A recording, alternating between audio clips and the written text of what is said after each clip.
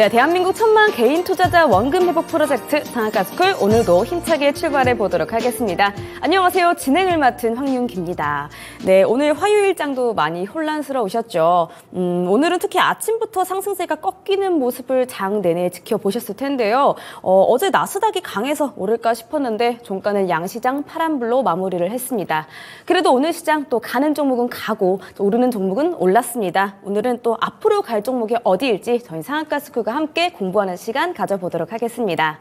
네, 국내 증시를 조용히 간파하고 계시는 전문가님이시죠. 강호진 전문가님과 함께 해보도록 하겠습니다. 전문가님 안녕하세요. 네, 안녕하세요. 아이고, 안녕하세요, 전문가님. 네. 자, 오늘은 이제 시장이 또 부진한 게 이제는 저는 뭐 이제 익숙한 것 같아요. 좀 네. 마음이 착잡할 것 같은데, 자, 보시는 시청자분들이 더 힘을 내게 우리 전문가님께서 또 많은 종목 알려주셔야 될 것 같습니다. 네. 오늘은 확실히 저 PBR주들이 테마주로 등극한 날이었는데요. 오늘 시장 또 어떻게 보셨을까요? 네, 오늘 뭐 저 PBR과 관련해서 또 수혜를 볼 수 있는 그런 섹터도 하나 준비를 해왔고요. 일단은 시장 먼저 얘기를 좀 하자면은 사실 이 종목별 차별화 장세가 지속이 되고 있다라고 좀 보시는 게 맞을 것 같습니다. 그래서 제가 얼마 전부터 계속해서 말씀드리는 부분이 지금은 지수 자체를 보는 것보다는 우리는 재료가 있는 아니면 모멘텀이 있는 그런 종목에 계속적으로 집중하자 이렇게 말씀드리고 있습니다.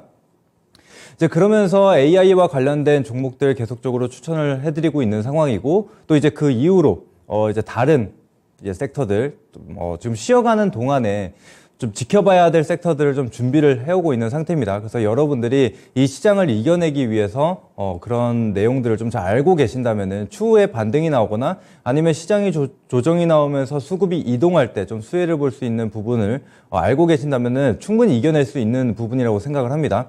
그래서 제가 말씀드리고 싶은 것은 무엇이냐면 사실 시장 조정은 언제나 옵니다. 그래서 지금 이런 단기적인 시장 조정이 나온다고 해서 마음이 흔들리시기보다는 우리가 그냥 다음을 계속적으로 생각하고 준비를 하시면 될 것 같습니다. 또 AI 관련된 종목들, 반도체 관련된 종목들 지금 단기적으로 조정은 나올 수가 있습니다. 그런데 제가 강조드렸던 부분이 무엇이냐면 지금 글로벌 메가 트렌드로 자리 잡은 부분이기 때문에 지금 미국장 같은 경우에는 계속적인 신고가 랠리가 이어져 가고 있습니다. 그렇기 때문에 이거는 단기적으로 끝나는 모멘텀이라고 생각은 들지 않고 국내 같은 경우에도 이미 많이 올라왔기 때문에 조금 쉬어가는 구간이라고 생각을 하시고 쉬어가는 구간, 변곡점만 잘 체크를 해서 다시 한번 진입을 한다면은 AI 혹은 반도체 내에서도 충분한 수익이 나올 거라고 생각을 합니다. 그래서 여러분들이 그런 부분에 대해서 심리적으로 꺾이지 마시고 차분하게 지켜보시면 될 것 같습니다. 네, 알겠습니다. 또 오늘 시장 안에서 차별성을 보인 종목들 짚어보는 시간 빠르게 가져보도록 하겠습니다. 자, 전문가님, 오늘 가장 먼저 말씀 주실 특징주 바로 어딜까요? 네, 오늘 처음으로 말씀드릴 종목은 바로 HLB입니다. 바이오주네요. 네. 제가 최근에 바이오주들이 그렇게 강세를 보이지는 못했습니다. 최근에 그나마 이슈가 있었던 기술 이전 관련주라든지 이런 것들은 좀 움직임을 보였었는데 사실 코로나 이후로 장기간 쉬어왔었던 섹터 중에 하나죠. 그런데 지금 HLB가 어떻게 보면 좀 트리거 역할을 해줄 것인가 이런 기대감이 실리고 있는 상황이라고 보시면 될 것 같습니다.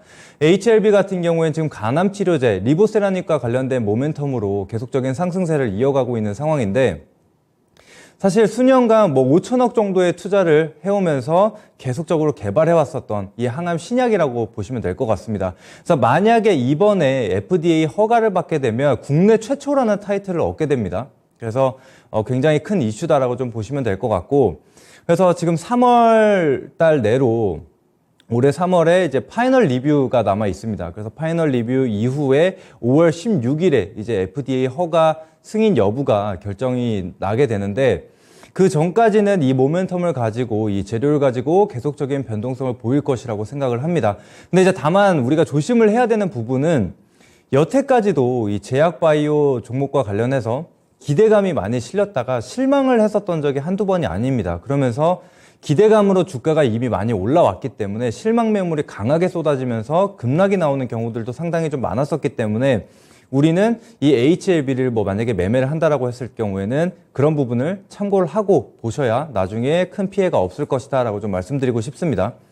일단은 지금 기대감은 굉장히 좋습니다. 지금 3월 대략적으로 20일 정도라고 알고 있는데 이제 기간이 뭐 2달도 안 남았죠. 그런 상황임에도 불구하고 다른 노이즈가 발생하고 있지 않기 때문에 아마 이제 긍정적이지 않겠냐라는 기대감이 계속적으로 실리고 있다라고 보시면 되겠고, 그뿐만 아니라 지금 HLB만 상승을 좀 보였었는데 최근에는 HLB 그룹주까지도 이 수급이 이동되는 모습들이 확인이 됐거든요.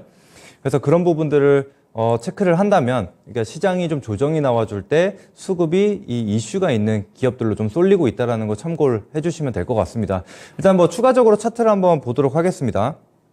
최근 차트를 보시면은 신고가 랠리를 계속적으로 이어가고 있는 상황이죠. 그래서 어제 그저께 또 거래량을 보시면은 1,500만 주 이상의 거래량이 실리게 되면서 상승 흐름을 이어가고 있습니다. 그래서 지금 같은 경우에는 워낙 모멘텀이 좀 강하고 주가 추세가 좀 강하게 오르고 있는 상황이기 때문에 단기적으로는 랠리를 좀 이어갈 수는 있습니다. 근데 다만 이 단기 이평선과의 이격이 계속적으로 벌어지고 있는 상황이기 때문에 한 번 정도는 축소하고 갈 수도 있다는 거 여러분들이 참고하시고 보시면 될 것 같습니다.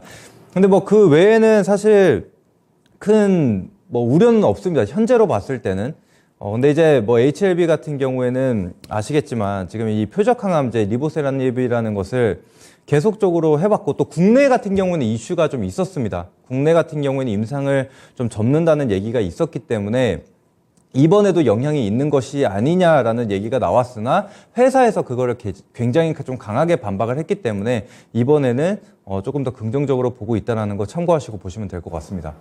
알겠습니다. 자, 첫 번째 특징주로 제약바이오주를 오랜만에 주셨네요. HLB 저번 주부터 상승의 흐름을 잘 타고 있는 것 같습니다. 오늘은 무려 10.62% 상승하면서 종가 형성을 했고요. 이제 바이오주에 접근을 할 때는 실망 매물에 대한 리스크가 있으니까 체크해 보시면서 접근하는 게 좋다라고 말씀해 주셨습니다. 네, 첫 번째 특징주였습니다. 다음 넘어가 보도록 할게요. 자, 네. 전문가님, 오늘은 정책주 이야기를 안 할 수가 없겠죠. 네. 이 정책주 안에서 또 골라주실 특징주가 있다라고 하면은 어딜까요?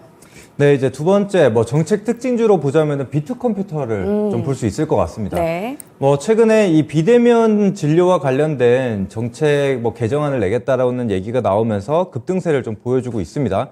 그래서 비트컴퓨터 같은 경우에는 이 비대면 진료 관련해서 공급 1위 업체로서 이런 강하게 좀 부각을 받는 모습들이 나타나고 있는 상황이죠. 그래서 앞서 말씀드린 대로 지금은 주도하는 섹터가 좀 없는 상황이기 때문에 이런 재료가 붙어 있는, 그 다음에 뭐 정책과 관련된 얘기가 나오면은 급등세를 좀 보이고 있는 상황이라고 보시면 될 것 같습니다. 비대면 진료 같은 경우에는 사실 이 코로나 시기 이후로부터 계속적으로 얘기가 나왔었던 건데 최근에는 잠잠하다가 이제 정책주로 붙어주면서 상승이 나오고 있는 상황이라고 좀 보시면 될 것 같고, 지금 비트컴퓨터 차트를 한번 보시게 되면 오늘 첫 봉이 좀 나왔다라고 좀 보시면 될 것 같습니다. 장중에 28% 가까운 상승을 좀 보여주면서 신고가를 그러니까 고점을 돌파해내는 그런 모습들이 나타났습니다. 거래량 같은 경우에도 3천만 주로 굉장히 크게 발생을 했다라고 좀 보여주기 때문에 지금 같은 경우라면 조금 더 추가적인 상승이 나올 수 있다라고 좀 보시는 게 맞을 것 같고요. 사실 그 외에도 관련주들이 굉장히 좀 많습니다. 사실 먼저 올랐었던 거는 인성정보인데, 인성정보 같은 경우에는 이 정책과 관련된 내용도 있지만 이 GPT 스토어와 관련돼서 먼저 부각을 받으면서 움직였습니다. 그래서 대장이 뭐 비트컴퓨터가 됐다가 인성정보가 됐다가 이렇게 좀 뒤바뀌고 있는 상황이니까 그런 점들 같이 참고하시고 두 종목 같이 보시면 될 것 같고요. 그리고 다른 종목으로는 뭐 유비케어라는 종목도 있고, 유비케어라는 종목도 있습니다. 오늘 같은 경우에 장중 15% 정도 상승을 좀 보여줬습니다. 그러면서 이전 고점 구간을 돌파하려는 흐름이 나타났습니다. 그래서 만약에 5,150원 상단을 안착을 한다면은 조금 더 추세가 유지가 될 수 있을 것으로 보여집니다. 그래서 한 차례 꼬리를 만들었는데 이 꼬리 구간에서 캔들 몸통이 형성이 된다라면 조금 더 신뢰도가 높다라고 좀 보시면 될 것 같습니다. 그래서 같이 한번 보시고, 또 추가적으로 인피니트 헬스케어라는 종목도 있습니다. 그래서 만약에 다른 종목군들이 이미 상승이 나왔다라고 하면 제일 마지막으로 볼 수 있는 종목이라고 생각을 하시면 될 것 같습니다. 지금 보시는 바와 같이 가장 약합니다. 그렇기 때문에 가장 후발주자로 좀 단기적인 그러니까 주가 한 2~3% 정도의 상승 정도로 공략을 하시면 될 것 같습니다. 그래서 먼저 비트컴퓨터 인성정보 같이 보시면서 체크하시면 될 것 같습니다. 알겠습니다. 오늘 첫 봉이 나온 상한가 근접했던 비트컴퓨터입니다. 이 종목 오늘 말씀대로 25.97%로 상승률 장 마무리했고요. 오늘 굉장히 말이 많았던 정체주 중에 하나로 꼽아주셨는데요. 추가적인 상승이 또 기대가 된다라고 하니까 참고해 보시기를 바라겠습니다. 또 관련해서 다른 종목들, 인성정보라든지 유비케어들 짚어주셨으니까 이 또한 참고해 보도록 할게요. 좋습니다. 자, 또 우리 전문가님께서 기술주 그리고 IT 관련주들 해가지고 항상 가져오시는데 오늘도 가져오셨을 것 같아요. 오늘 이 안에 있을까요, 또? 네, 일단 세 번째로 볼 종목은 바로 인터플렉스라는 종목입니다. 네. 네, 그래서 인터플렉스 같은 경우에는 제가 갤럭시 링 관련주라고 이미 이전에 말씀을 드렸었는데 사실 최근에 계속적인 상승 랠리를 이어가고 있습니다. 오늘 같은 경우에도 신고가 경신을 했었죠. 그래서 지금은 과거에 좀 부각을 받았었던 뭐 온디바이스 AI나 아니면은 뭐 CXL 이런 관련주보다는 최근에 좀 부각을 받았었던 뭐 XR기기나 뭐 갤럭시 링 이런 종목들의 조금 더 상승이 좀 강하게 나타나고 있는 상황입니다. 게다가 뭐 인터플렉스 같은 경우에는 지금 갤럭시 링뿐만 아니라 이어버드 같은 이런 웨어러블과 관련돼서 이슈가 나오면서 계속적인 부각을 받는다라고 생각을 하시면 될 것 같습니다. 게다가 지금 차트를 한번 보시게 되면 갭 구간이 발생을 했는데 갭 미하로 떨어지지 않고 바로 강한 상승 랠리를 이어가고 있습니다. 그래서 오늘 같은 경우에도 추가로 거래량이 뭐 800만 주 정도가 발생을 했기 때문에 아직까지는 추세가 유지가 되고 있다라고 좀 보시면 될 것 같습니다. 게다가 5일 이평선 같은 경우에도 이격을 좁히고 이 5일 이평선 하단 지지를 받으면서 올라가고 있는 상황이기 때문에 단기 이평선 이탈 전까지는 계속적으로 지켜본다라고 생각을 하시면 될 것 같습니다. 게다가 이 종목뿐만이 아니라 뭐 다른 종목들도 한번 보시게 되면 나무가라는 기업도 있습니다. 그래서 XR 기기와 관련돼서 좀 이슈, 좀 부각을 받으면서 상승 랠리를 이어가고 있는데 이 나무가 같은 경우에도 보시면은 오늘 장중 조정을 보이면서 5일 이평선을 터치하고 일부 꼬리가 말아 올려지면서 지지를 받는 모습들이 확인이 됐습니다. 그래서 계속적으로 강조드리고 있는 부분이 이런 최근에 재료가 붙어 있는 종목들 위주로 좀 수급이 쏠리고 있다라는 걸 생각을 하신다면 다시 한번 고가 구간까지도 올라올 수 있는 그런 상황이라고 좀 보시면 될 것 같습니다. 게다가 워낙 거래량이 없었다가 이전 상승 구간을 돌파하는, 그러니까 더 역사적으로 가장 큰 거래량이 발생을 한 거죠. 그래서 이런 점들을 생각을 한다면은 역시나 주가도 좀 강하게 움직이는 게 당연하다라고 좀 보시면 될 것 같습니다. 그래서 이전 고점 구간 딱 2만 원 구간이 5일 이평선뿐만 아니라 이전 고점 구간이기 때문에 2만 원 지지 여부 체크하시면서 같이 보시면 될 것 같고 사실 그 외에도 또 뭐 뉴프렉스라는 기업도 있습니다. 뉴프렉스도 마찬가지로 XR 기기와 관련돼서 이 FPCB와 관련된 기판과 관련된 기업으로 좀 부각을 받았는데 지금은 과열 구간에 들어가 있습니다. 그래서 아무래도 거래가 발생을 할 수가 없는 상황인데 이 과열이 풀리고 나서 갭을 메꾸면서 하락이 나올지 아니면 지켜주면서 추가적인 상승이 나올지 같이 한번 지켜보셔도 좋을 것 같습니다. 네, 알겠습니다. 이 삼성 갤럭시 링 소식은 지지난주부터 나오고 있는데요. 계속해서 반응이 좋습니다. 오늘은 14.29% 상승하면서 장 마무리한 인터플렉스고요. 아직까지 추세 유지되고 있는 구간이라고 하니까 참고해 보시기를 바라겠습니다. 자, 우리 전문가님들이 점점 욕심이 많아지셔서 이 특징주들을 더 많이 짚어주고 계세요. 자, 오늘도 한 종목 더 짚고 가보신다라고 합니다. 전문가님, 오늘 시장의 마지막 특징주는 어딜까요? 네, 마지막은 최근에 뭐 큰 이슈가 없었던 2차 전지 관련된 내용을 좀 가지고 왔습니다. 네. 그래서 마지막으로 볼 종목은 에코앤드림이라는 기업인데 사실 2021년도부터 계속적인 이 전구체 사업을 진행을 하겠다라는 모멘텀이 있었던 기업입니다. 그래서 과거 E&D라는 기업이었는데 상호 변경을 하고 이제 본격적으로 전구체 기업으로 좀 거듭나고 있는 상황이라고 보시면 되겠습니다. 그래서 지금 이슈를 보시게 되면 국내 전구체 기업 최초로 이제 대규모 이 전구체 공급 계약을 체결했다라는 소식이 있었습니다. 그래서 5천억대 수준으로 거래를 하겠다라는 소식이 좀 밝혀지면서 상승이 나왔는데 사실 무늬만 2차 전지인 종목들이 상당히 많았습니다. 그런데 이 에코앤드림 같은 경우는 이제 실제로 이 사업을 영위를 하고 실제로 매출이 나왔다는 점에서 이 기업이 좀 레벨업을 할 수 있는 부분이지 않을까라는 생각을 해봅니다. 그래서 지금 추가적으로 차트를 한번 보시게 되면 이전에도 이 이슈와 관련돼서 상한가를 기록을 하고 큰 상승이 나왔는데 이 상승폭을 다 반납을 했었습니다. 그러다가 오늘 이 이슈와 함께 또 장중에 20% 후반대 상승이 나오면서 다시 한번 자리를 잡아가는 모습이 나타나고 있죠. 그래서 3만 원 구간 돌파 여부가 굉장히 중요해 보입니다. 그래서 3만 원 이상 올라오면서 이전 고점 구간까지 매물 소화하는 체크를 해주시면 될 것 같고, 근데 만약에 물량 소화를 충분히 하고 거래량도 뭐 300만 주 이상의 거래량이 나오게 된다면은 충분히 이전 고점까지도 올라갈 수 있는 부분이라고 생각이 되니까 같이 한번 지켜보시면 좋을 것 같습니다. 네, 국내 전고체 기업 중에 처음으로 체결된 계약이라고 합니다. 에코앤드림 오늘 24.68% 상승하면서 장 마쳤는데요. 오늘의 마지막 특징주가 되시겠습니다. 자, 오늘도 저희 상한가 스쿨과 함께 하시면서 이 저성공 투자하리라 각오를 다지시길 바라겠습니다. 참여 방법 안내해드리고 수업 시작해 보도록 할게요.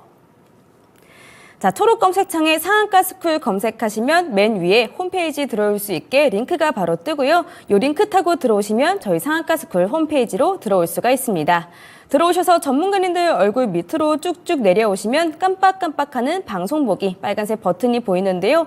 이 버튼만 누르시면 무료 방송 참여가 가능하시고요. 이 무료 방송은 오늘 방송 끝나자마자 8시부터 진행이 됩니다. 방송 보시고 서둘러서 이동해 주시면 되겠습니다. 더 밑으로 내려오시면 노란 톡 들어올 수 있는 배너도 보이실 텐데요. 이 배너 누르시면 또 실시간으로 전문가님과 직접 함께 장 대응할 수 있으니까 눌러서 전략 챙겨 가시기를 바라겠습니다. 네, 국내 1위 테마주 강사 강호진 전문가님의 수업 시작해 보도록 하겠습니다. 밑줄 짝짝 돼지꼬리 땡땡 하실 준비 되셨다면 수업 시작하겠습니다.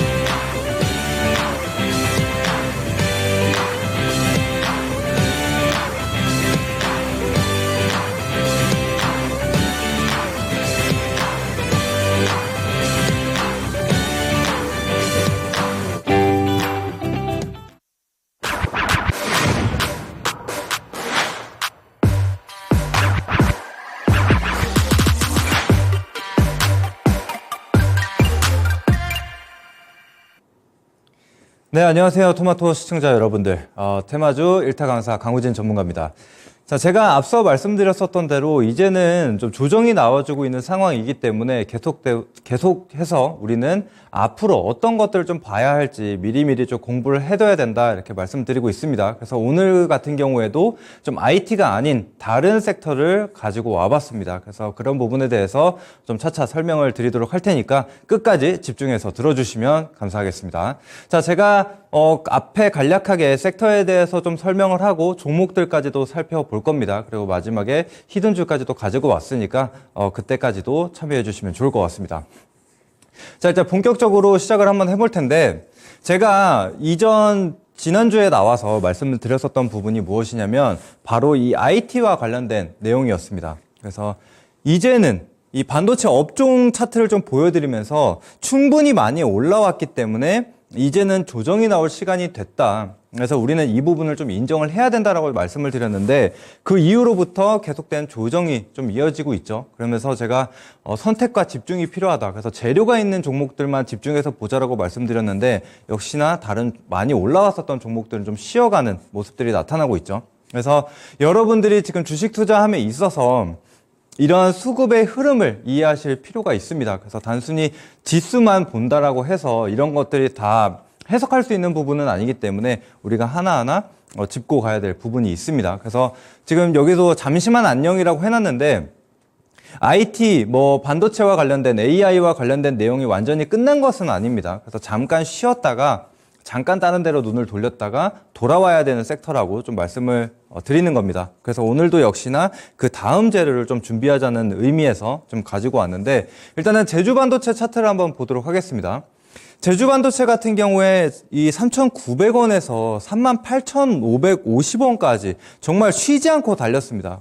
그래서 거의 10배거를 달성을 한 상황이었는데, 이렇게 많이 올랐다라면 조정이 나오는 건 당연하죠. 지금 고점 대비해서 10,000원 가까이 좀 하락이 나왔는데, 여전히 지금 상승폭 대비해서는 그렇게 많지 않죠. 그래서 뭐 단기적인 반등이 나올 수는 있다라고 보여져도 지금은 지금 하방으로 조금 더 열린 상황이라고 생각을 해주시면 될 것 같습니다. 그래서 지금 이런 종목들을 집중해서 들어가기보다는 충분한 조정을 기다리고 확실한 변곡점을 기다렸다가 접근을 하는 게 맞다라고 생각이 들고, 이제 그런 부분들, 제가 제주 반도체를 먼저 잡아드렸었던 전문가인 만큼 이 변곡점도 가장 빠르게 좀 전달 드릴 수 있도록 하겠습니다. 그래서 그런 부분들을 좀 받고 싶으신 분들은 지금 왼쪽 좌측 상단이죠. 좌측 상단에 QR코드 있으니까 그쪽으로 통해서 노란톡 들어오시면은 실시간으로 좀 안내를 받으실 수가 있습니다. 그래서 그런 부분 참고해 주시고, 또 공개 방송 통해서도 안내 드리니까 그쪽으로도 들어와 주시면 되겠습니다. 자, 그래서 오늘 본격적으로 볼 내용 말씀드리자면, 일단 증시를 받쳐주는 자동차. 그래서 오늘 볼 섹터는 바로 자동차입니다. 최근에 자동차 섹터가 굉장히 좋죠. 뭐 오늘 기아 같은 경우에도 신고가 랠리를 이어가고 있는 상황인데, 오늘 그 부분에 대해서 좀 자세하게 들여다보는 시간을 가져보도록 하겠습니다.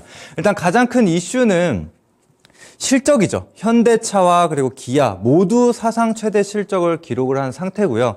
그래서 실적뿐만이 아니라 우리나라 이 수출 데이터를 보게 되면은 무역 흑자 1등 공신 역할을 해주기도 했습니다. 그래서 물론 반도체도 굉장히 좋은 흐름을 보였죠. 제가 11월 달 수출 데이터를 좀 말씀을 드리면서 반도체 같은 경우에도 16개월 만에 무역 흑자로 전환을 했다라고 말씀을 드렸었는데, 반도체뿐만이 아니라 이런 자동차 산업에서도 굉장히 좋은 무역 흑자를 좀 기록해주고 있다는 부분입니다. 게다가 그 다음 이제 최근에 나왔었던 이슈죠. 정부에서 이 기업 밸류업 프로젝트를 진행을 하겠다라고 얘기를 하면서 뭐 저 PBR 관련된 종목들도 상승이 나오는 모습들이 나타났죠. 그래서 이런 것과도 관련해서 이 자동차 섹터도 좀 부각을 받을 수 있는 내용이라는 거 말씀을 드리는 거고, 그리고 이제 마지막, 지금 전기차 같은 경우에는 좀 부진하다라는 얘기가 나오고 좀 수요가 계속적으로 둔화가 된다라는 얘기가 나오고 있지만, 결국에 이 전기차 같은 경우에는 이 자동차 산업의 성장 모멘텀으로 작용을 할 것이다 라는 내용입니다. 그래서 오늘 이것들을 기반으로 좀 하나씩 살펴보도록 할게요. 자, 먼저 기아 같은 경우에는 지금 52주 신고가를 기록을 했습니다. 그래서 장중에 103,600원을 기록을 하면서 신고가를 경신을 했는데, 아무래도 지금 현대차보다는 기아가 보다 강한 상승 흐름을 좀 이어가지고 있죠. 그래서 차트도 한번 보실게요. 차트도 한번 보시면은 이전에 23년도 5월에 고점을 기록을 하고 좀 주춤하는 시간을 보냈으나 다시금 올해 접어들면서 신고가를 한번 맞았습니다. 근데 결국에는 이 전기차 수요 둔화로 인해서 좀 부정적인 얘기가 나오면서 주가가 좀 급락을 하는 모습들이 나타났는데, 이번에 이런 실적과 더불어서 이 정부 정책과 함께 좀 모멘텀을 받으면서 다시 한번 신고가를 경신해주는 모습이 나타났습니다. 그래서 역시나 지금 탑픽 글로벌 완성차 기업 중에서도 지금 기아가 굉장히 큰 부각을 받고 있다라고 생각을 하시면 될 것 같고, 앞으로 성장 여력도 남아있는 상황이다 보니까 추가적인 상승 나올 수 있다라고 판단을 합니다. 그래서 이 그러니까 완성차뿐만이 아니라 낙수 효과로 뭐 중소형 업체들이라든지 뭐 부품주들 뭐 등등으로 계속적으로 퍼져 나갈 수 있는 상황이라고 생각을 하시면 되겠습니다. 자, 그 다음 또 보도록 할게요. 현대 기아차뿐만이 아니라 현대 같은 경우에도 역대 최대 실적을 기록을 했는데, 이 두 기업 영업이익을 합친다면은 26조 원을 넘어선다라고 합니다. 그래서 이 실적 배경으로 보자면은 국내뿐만이 아니라 지금 미국이나 유럽 등 지금 해외 해외에서도 굉장히 높은 판매량을 유지를 하면서 이런 실적을 만들어낼 수 있었다라고 좀 보시면 될 것 같고요. 그래서 과거에는 사실 현대나 기아차 모두 다 영업이익률이 그렇게 높지 않았습니다. 그런데 이번에는 그러니까 이 매출액만 높아진 게 아니라 영업이익률 같은 경우에도 높은 영업이익률을 기록을 했다라는 겁니다. 그래서 테슬라 같은 경우에는 지난해 9.2% 정도의 영업이익률을 기록을 했는데 현대 기아차 같은 경우에는 보다 더 높은 영업이익률을 기록을 했다라고 좀 보시면 될 것 같습니다. 그만큼 이제 고부가가치로 좀 연결이 되는 부분이라서 상당히 좀 영업이익률도 중요한 부분이라고 생각을 하시면 되겠습니다. 그래서 2차 전지나 뭐 배터리 업체들 같은 경우에도 마찬가지죠. 영업이익률 중점적으로 좀 보고 있는데 현대 기아차가 이런 부분을 좀 만들어냈다라고 생각을 하시면 될 것 같습니다. 그래서 먼저 기아 실적 한번 보도록 할게요. 기아 실적을 보시면은 2018년도에 매출액이 54조 원 정도였습니다. 그런데 2023년도에는 거의 2배 가까이 성장을 했죠. 그래서 지금 100조 가까운 매출액을 기록을 했고 영업이익 같은 경우에도 뭐 1조 정도를 기록을 하다가 10배 가까운 성장을 보인 11조 6천억을 기록을 했습니다. 그래서 영업이익을 보자면은 거의 11.6% 정도가 나오는 수준이거든요. 그래서 글로벌 완성차 업체 중에서도 굉장히 영업이익률이 높다라고 생각을 하시면 될 것 같고 당기순이익 역시도 1조 1,500억 수준에서 8조 7천억대 수준으로 굉장히 높은 성과를 좀 보였습니다. 그만큼 기아 같은 경우에는 현금이 계속적으로 쌓여가고 있다라고 좀 보시면 될 것 같고 그를 기반으로 지금 다른 국가의 이제 공장 증설도 이어갈 수 있다라는 부분을 참고해 주시면 될 것 같습니다. 그 다음 이제 현대차 실적도 한번 보도록 할게요. 현대차 같은 경우에도 과거에 이제 100조 가까운 매출액을 기록을 했었는데 23년도에는 160조의 매출액을 기록을 했고 영업이익 같은 경우에도 2조 4천억에서 15조를 기록하는 모습이 나타났습니다. 당기순이익도 마찬가지로 10배 가까운 성장이 좀 보여졌죠. 그래서 당기순이익만 12조를 기록하면서 굉장히 좋은 실적을 냈다라고 좀 보시면 될 것 같습니다. 그래서 영업이익도 상당히 좀 좋은 상태고 자, 그 다음 또 보시면은 지금 이 정부에서 발표한 자료입니다. 그래서 1월 16일에 나왔었던 자료인데 지금 K자동차 지난해 사상 최초로 709억 달러 수출을 기록을 했다라는 내용이 담겨져 있습니다. 그래서 무역 흑자로 본다면은 550억 달러로 수출 품목 중 1위를 기록을 했다라는 겁니다. 그래서 다른 지금 뭐 2차 전지나 반도체가 굉장히 큰 부각을 받았지만 1등 공신은 바로 자동차였다라고 좀 보시면 될 것 같습니다. 그래서 또 그 다음 보도록 할게요. 자, 그 다음 보시면은 그 자료에 포함이 되어 있는 내용인데 이 사상 최초로 709억 달러, 그래서 기존 최고는 541억 달러였는데 거의 150억 달러 정도가 증가한 상황이라고 좀 보시면 될 것 같고요. 게다가 15개 수출 품목 중 1위를 기록을 했다라고 좀 보시고 또 친환경차, 지금 전기차가 굉장히 부진하다라고 하지만 23년도 기준으로 봤을 때 전년 대비해서도 굉장히 큰 성과를 이뤘습니다. 그래서 기존 최고의 22년도가 161억 달러였다면은 이번에는 이걸 다 포함해서 242억 달러를 기록을 했다라는 내용이고 또 이번에 IRA 이슈가 굉장히 컸었죠. 이것도 마찬가지로 친환경차 수출량을 본다면은 전년 대비해서 70%가 증가한 모습을 좀 볼 수가 있습니다. 게다가 여기 또 중요한 부분이 하나 있습니다. 좀 글자가 좀 작을 수가 있는데 전기차의 경우 미국 시장 점유율이 업계 2위다. 그래서 테슬라 다음으로 지금 현대 기아차가 이 전기차 시장을 점유를 하고 있다라고 좀 보시면 될 것 같습니다. 그래서 지금 전기차 같은 경우에는 단기적으로는 뭐 수요 둔화라는 부분이 있지만 앞으로 이 전기차로 대체를 하고 전환을 해나갈 수밖에 없는 부분이기 때문에 이 점유율 2위를 기록하고 있는 현대 기아차가 앞으로 당연히 더 큰 수혜를 볼 것이다라고 생각을 해주시면 될 것 같습니다.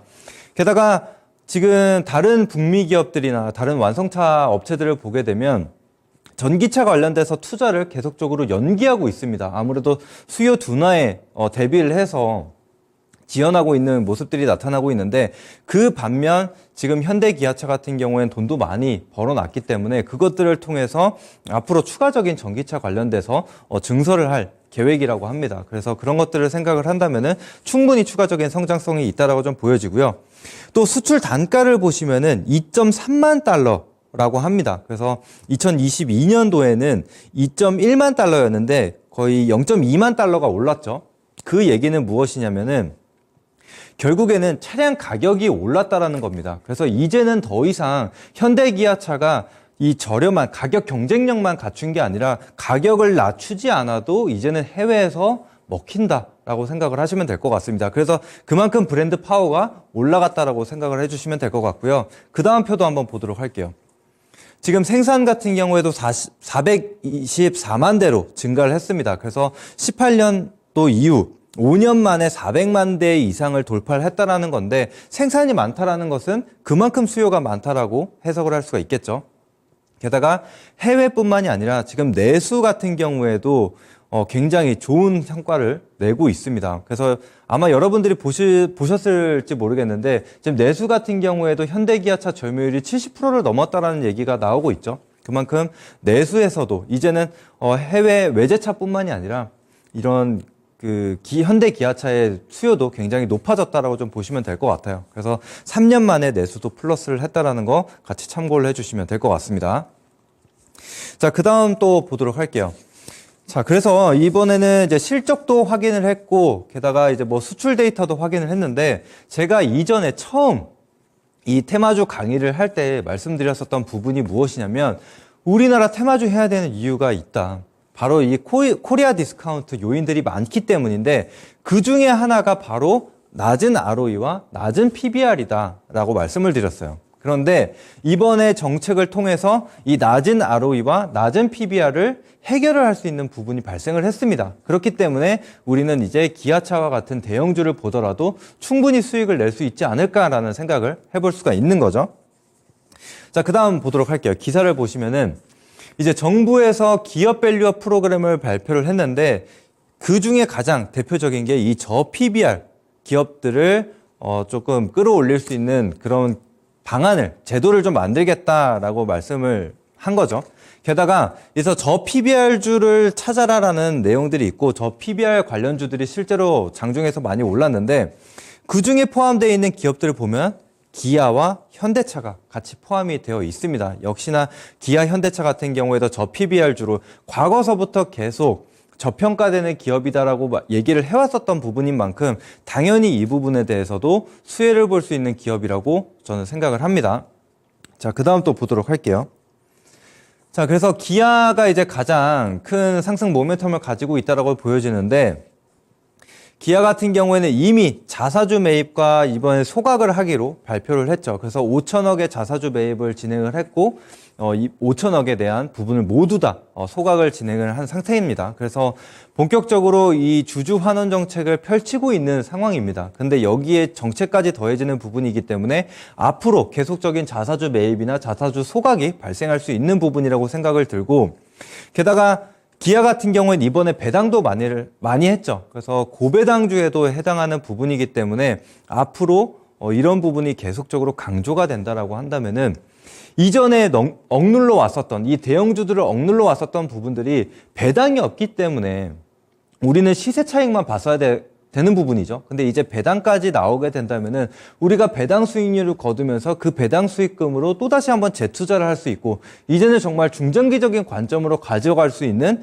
그런 발판이 마련이 됐다라고 생각을 하시면 될 것 같습니다. 게다가 주식수도 계속적으로 줄어든다라고 하면은 결국에 내가 가지고 있는 이 한 주가 가치가 그만큼 높아지는 거기 때문에 그런 것들을 생각을 해주시면 될 것 같습니다. 자, 그리고 또 다음 모멘텀을 보도록 할게요. 그 다음 모멘텀은 무엇이냐면 바로 EV3와 EV4에 대한 생산에 대한 내용입니다. 그래서 보시면은 광명 2공장을 이제 시험 가동을 했다라는 내용이고 올 6월부터 본격적으로 이제 정상 가동을 시작하겠다라는 내용입니다. 그래서 앞서 말씀드린 대로 이제 글로벌 완성차 기업들 같은 경우엔 전기차 출시를 미루고 그다음에 거기에 대한 증설을 미루고 있는 상황입니다. 그런데 기아 같은 경우엔 또다시 신차를 내놓았다라는 겁니다. 그래서 이 부분을 우리가 생각을 해봐야 될 게 뭐냐면 아까 이 글로벌 그러니까 미국 기준으로 봤을 때 전기차 시장 점유율이 2위로 올라섰다라고 말씀을 드렸죠. 그만큼 이제 현대기아차의 점유율이 높아지고 있는 상황인데 다른 기업들이 출시를 미루는 거에 반해서 또 다른 신차가 나온다라고 하면 이 기아의 점유율 확대를 노려볼 수가 있겠죠. 그래서 앞으로 이런 수혜를 볼 수 있다라고 생각을 하시면 될 것 같고 또 한 가지 키워드가 있습니다. 첫 보급형 전기차라는 거예요. 그래서 최근 이 흐름을 보게 되면은 전기차가 이제 고가였죠. 근데 이제는 가격을 낮춘 뭐 2천만 원대, 3천만 원대 저가형 전기차들이 나오기 시작했습니다. 그래서 본격적으로 이 가격 경쟁력까지 갖춘 자동차들이 나온다라는 건데 이런 상황에서 기아가 이 보급형 전기차를 내놓는다라는 것은 그 가격까지 잡겠다라는 생각으로 봐주시면 될 것 같습니다. 그래서 추가적인 모멘텀이라고 생각을 해주시면 될 것 같고 이제 현대차 같은 경우에는 사실 여러 가지 리스크들이 좀 있었습니다. 그렇기 때문에 기아보다 주가가 더 빨리 상승을 하지 못했었던 부분인데요.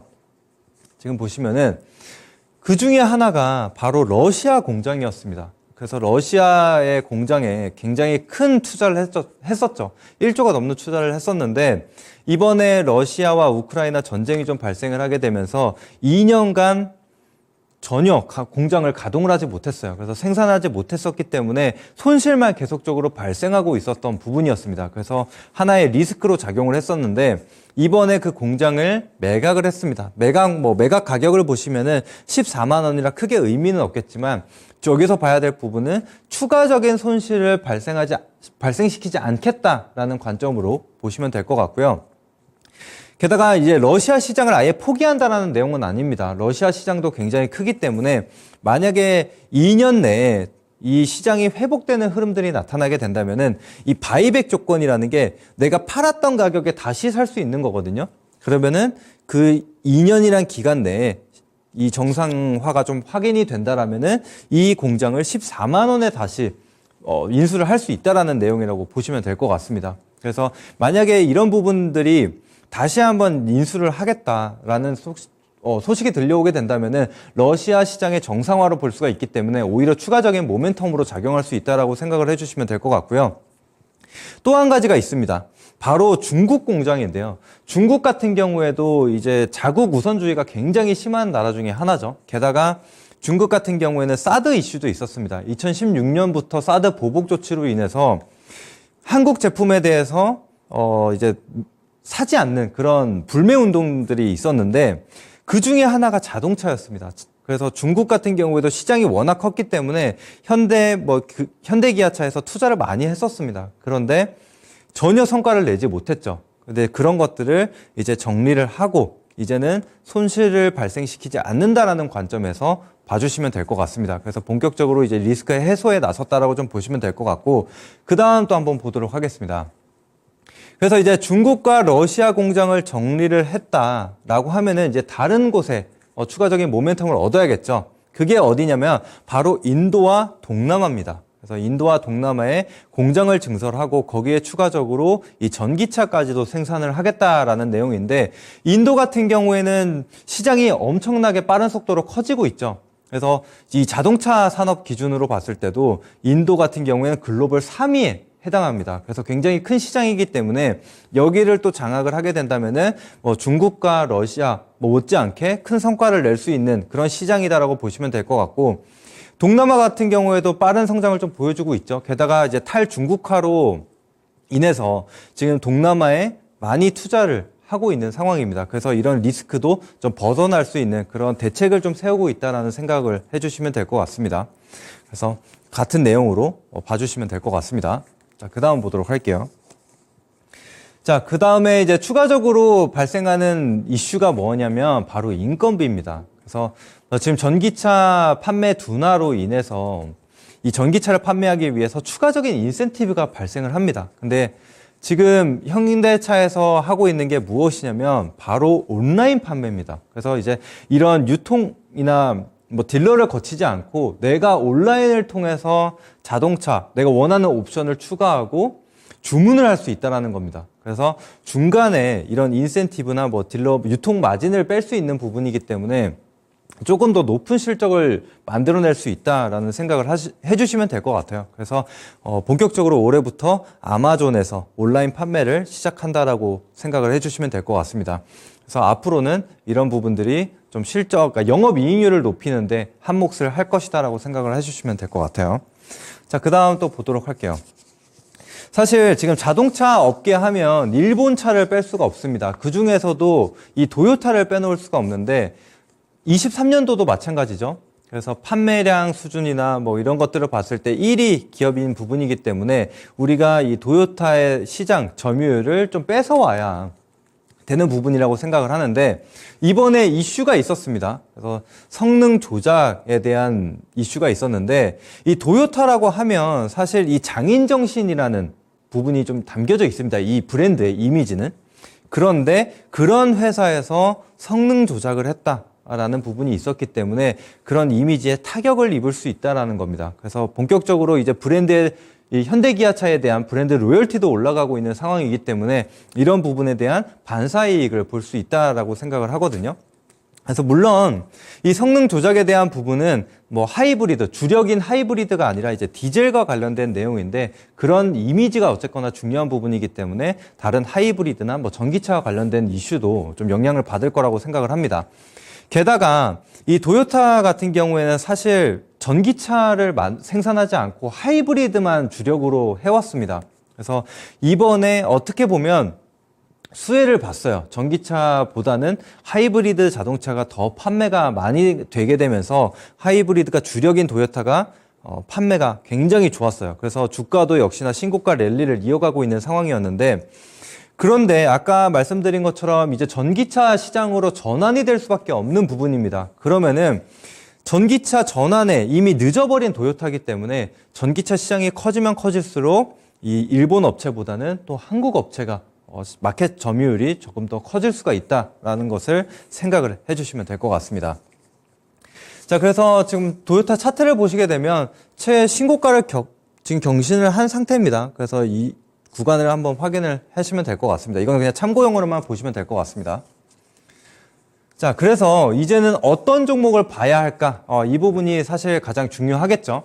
그래서 이제 4가지 일단은 좀 가지고 왔는데 완성차 같은 경우에 당연히 기아를 보시면 될 것 같고 대형주 부품 업종에서는 현대모비스, 그다음에 타이어 같은 경우에는 금호타이어, 그다음에 SDV 이제 소프트웨어 기반의 자동차라고 보시면 될 것 같습니다. 그 부분은 현대오토에버. 일단은 4가지 한번 살펴보도록 하겠고 나머지 이제 마지막에는 이 중소형 부품주가 있거든요. 그래서 그 부분까지도 살펴보도록 할게요. 자, 먼저 기아 보도록 하겠습니다. 기아 일봉 차트 다시 한번 보시면은 오늘 10만 원대 기록을 했다가 소폭 조정을 받고 있는 상황이죠. 그래서 신고가 랠리를 유지해주고 있는 상황이기 때문에 추가적인 상승 랠리 한번 기대해보자라는 관점에서 보시면 될 것 같고 그 다음 보도록 할게요. 자, 그 다음은 이제 현대모비스입니다. 현대모비스 같은 경우에는 지금 다른 자동차 완성차 같은 경우에는 현대차 같은 경우에도 주가 상승이 많이 나온 적이 있었는데 현대모비스 같은 경우에는 그러지 못했거든요. 이게 월봉 차트입니다. 월봉 차트. 그렇기 때문에 이 40만 원을 달성을 했었던 기간이 최근이 아니에요. 최근 흐름을 보시면은 계속 이 바닥 구간에 머물러 있는 것을 확인할 수 있습니다. 그래서 전혀 수혜를 받지 못한 상황이고 그리고 이 수년간의 차트 흐름을 보시게 되면 지금 뭐 10만 원 후반대에서 20만 원대 초반 정도에서 계속적인 지지가 받고 이 박스권 하단을 유지해주고 있는 모습이 확인이 되거든요. 그래서 현재 주가를 보시더라도 이 박스권 하단부에 머무르고 있는 상황이기 때문에 충분히 반등이 나올 수 있는 그런 자리다라고 생각이 됩니다. 그래서 현대모비스 같은 경우에도 당연히 이 실적적인 측면에서 성장이 나오고 있기 때문에 그런 부분에서는 좀 우려할 게 없다라고 생각을 해주시면 될 것 같아요. 근데 뭐 이 구간 같은 경우에는 뭐 코로나 구간이기 때문에 좀 번외로 생각하시고 이 구간이 바닥이다라고 보시면 될 것 같습니다. 자, 그 다음 금호타이어도 한번 보도록 할게요. 금호타이어 주봉을 보시게 되면 이전에 이제 14,850원을 기록을 한 이후에 계속적인 하락을 이어가고 있습니다. 그래서 심지어 이 2,500원대까지 갔다가 최근에 막 올라오고 있는 상황이거든요.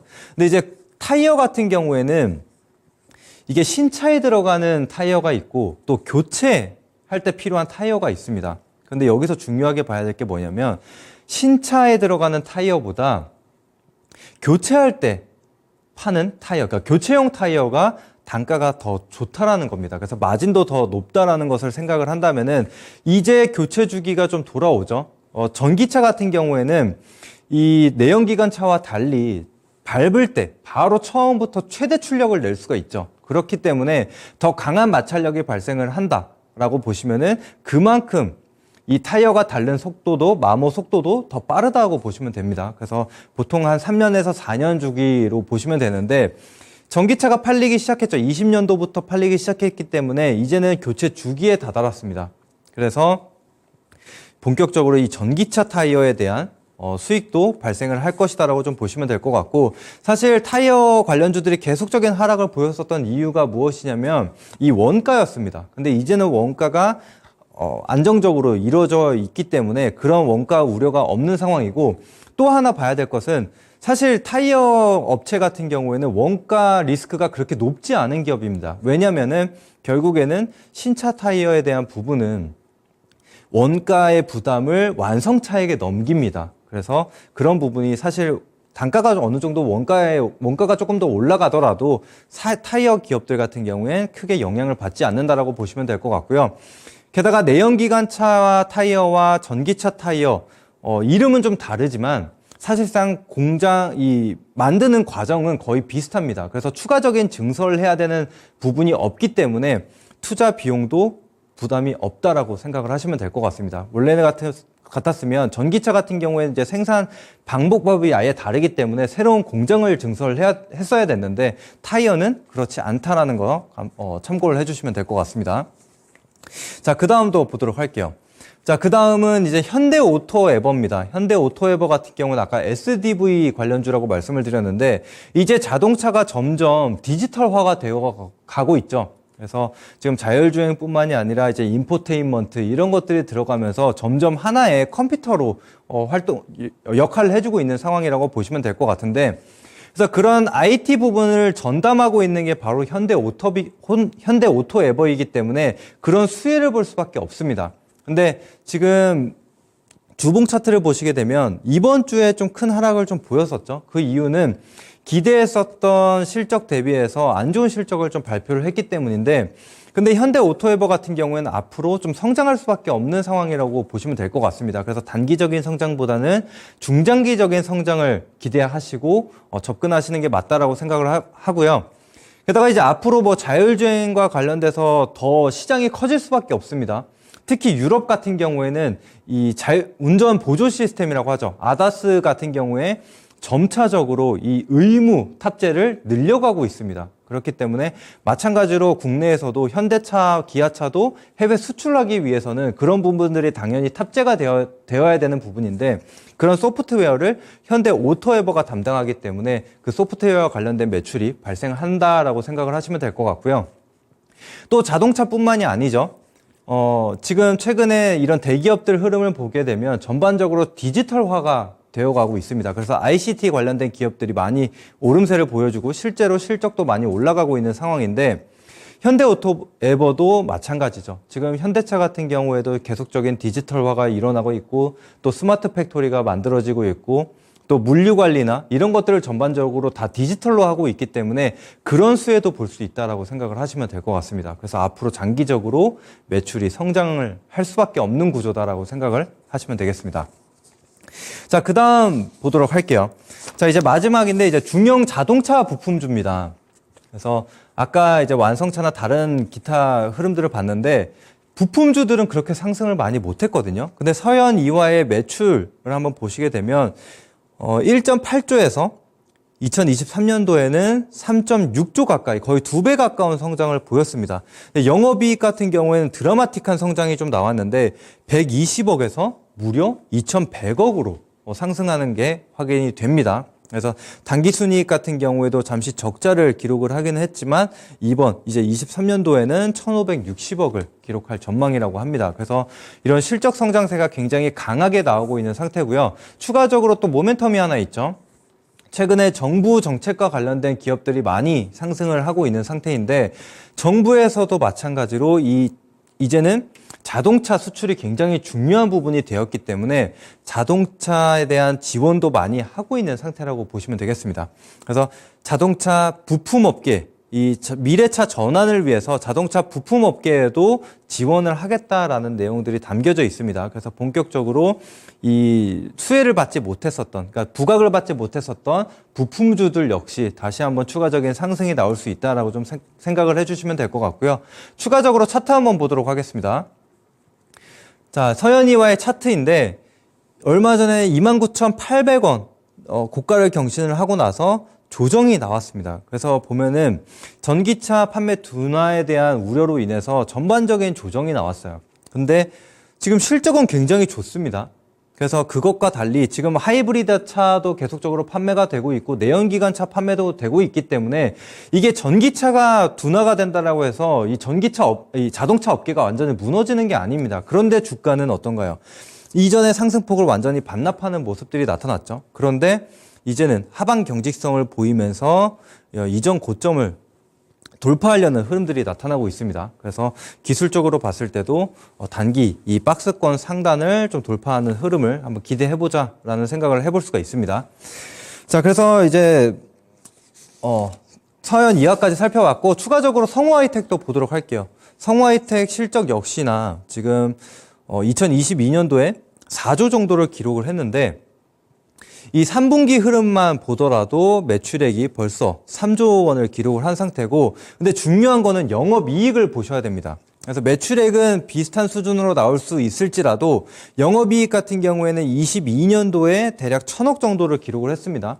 근데 23년도 3개 분기의 영업이익만 합쳐도 1,500억 정도가 나옵니다. 그래서 이미 22년도에 영업이익을 뛰어넘은 거죠. 그래서 4분기까지, 4분기의 영업이익까지 추가적으로 붙어준다면은 더 큰 영업이익이 나온다는 것을 생각을 해주시면 될 것 같고요. 당기순이익도 마찬가지입니다. 당기순이익도 3분기만 보더라도 500억을 기록을 했기 때문에 이미 2022년도 한 해 영업이익보다 더 많은 영업이익을 기록을 했다는 걸 보시면 되겠습니다. 자, 차트 한번 보도록 할게요. 자, 차트 보시면은 성우하이텍 역시 조정을 받고 지금 하방 경직성을 좀 보여주고 있죠. 그래서 여기서 이평선 수렴이 이뤄지고 이제 우상향을 다시 할 수 있는 흐름이다라고 생각을 해주시면 될 것 같습니다. 자, 그리고 이제 마지막, 진짜 마지막이죠. 그래서 이제 중소형주, 좀 시총이 낮은 기업들이 아무래도 주가 탄력이 더 클 수밖에 없죠. 이전에는 다 대형주 아니면 중형주들을 살펴봤는데 이번에는 소형주입니다. 소형주를 보시면은 지금 매출액도 꾸준히 증가를 하고 있는 상태입니다. 그래서 영업이익도 보시면은 잠깐 주춤했죠. 22년도에 133억을 기록을 했는데 3개 분기만 보더라도 역시나 300억 가까운 영업이익을 기록을 했기 때문에 아마 이번 영업이익이 200% 넘게 성장하는 그런 모습들이 나타난다라고 생각을 해주시면 될 것 같고, 당기순이익도 마찬가지죠. 당기순이익도 지금 한 170억 정도를 기록을 했기 때문에 이미 이전 22년도 당기순이익보다 한 100억 정도가 더 나온 상태라고 보시면 될 것 같습니다. 그래서 지금 자동차 업체가 업황이 굉장히 좋기 때문에 이런 중소형주들 실적까지도 성장하는 게 확인이 되고 있습니다. 이를 기반으로 주가도 상승이 나올 것이라고 보는데 차트를 한번 보도록 하겠습니다. 차트를 보시면 마찬가지로 지금 계속된 하락세를 보이고 있습니다. 중간에 상승, 여기서 이미 매집이 한번 이루어졌다라고 저는 생각을 하거든요. 그래서 매집 이후에 다시 조정을 겪고 있는 상태이기 때문에 추가적인 상승을 좀 기다리는 자리다라고 저는 판단을 합니다. 그래서 중소형 또 시가총액이 현재 1천억 초반밖에 되지 않습니다. 한 1,100억 정도에 있는 소형주기 때문에 이런 이슈들이 좀 부각을 받게 된다면은 충분히 지금 이전 고점까지만 해도 한 100% 가까이 열려 있는 상태거든요. 그래서 이 이상으로 좀 올라갈 수 있는 상황이라고 저는 생각이 듭니다. 그래서 오늘 히든주 같은 경우에 제가 이 방송이 끝나고 8시 공개 방송에서 이 종목에 대해서 공개를 해드릴 겁니다. 사실 자동차 부품주라고 하면 이 종목 말고도 상당히 많거든요. 그래서 그런 것들 다 풀어드리도록 할 테니까 8시 공개 방송까지 들어와 주시면 감사하겠습니다. 자, 오늘 그래서 주제 한번 보면요. 저 마지막으로 요거 하나 보고 갈게요. 그래서 마지막 간단하게 지금 삼성 SDI에서 이번 전기차 성장률이 50%를 예상한다라고 하거든요. 그래서 전기차 모멘텀도 남았다라는 거 짧게 한번 보시면 될 것 같습니다. 자, 그래서 폭발적인 실적 성장세, 이제 신고가 랠리를 기다리고 있는 종목, 이 종목을 공개해드리도록 하겠습니다. 8시 방송에 다시 찾아뵙도록 할게요.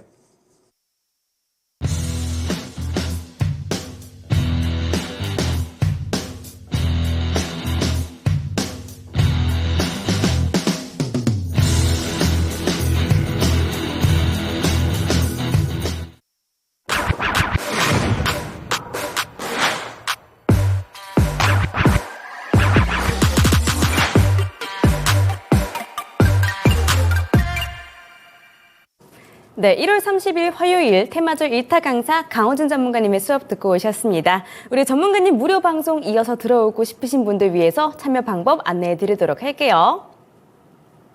자, 초록 검색창에 상한가 스쿨 검색하시면 맨 위에 홈페이지 들어올 수 있는 링크가 바로 뜨고요. 이 링크 타고 들어오시면 저희 상한가 스쿨 홈페이지로 들어올 수가 있습니다. 들어오셔서 전문가님들 얼굴 밑으로 쭉쭉 내려오시면 깜빡깜빡하는 방송 보기 빨간색 버튼이 있는데요. 이 버튼만 누르시면 무료 방송 참여가 가능하시고요. 무료 방송 지금 방송 끝나자마자 8시부터 진행이 되니까 서둘러서 이동해 주시기 바라겠습니다. 네, 저희가 준비한 내용은 여기까지입니다. 참고로 저희가 방송에서 말씀드리는 내용은 투자 판단에 따른 조언일 뿐 주가 상승이나 하락을 보장하지 않는다는 점 기억해 주시기 바라겠습니다. 그러면 저희는 내일 저녁 7시에 다시 찾아뵙도록 할게요. 시청해주신 여러분들 고맙습니다.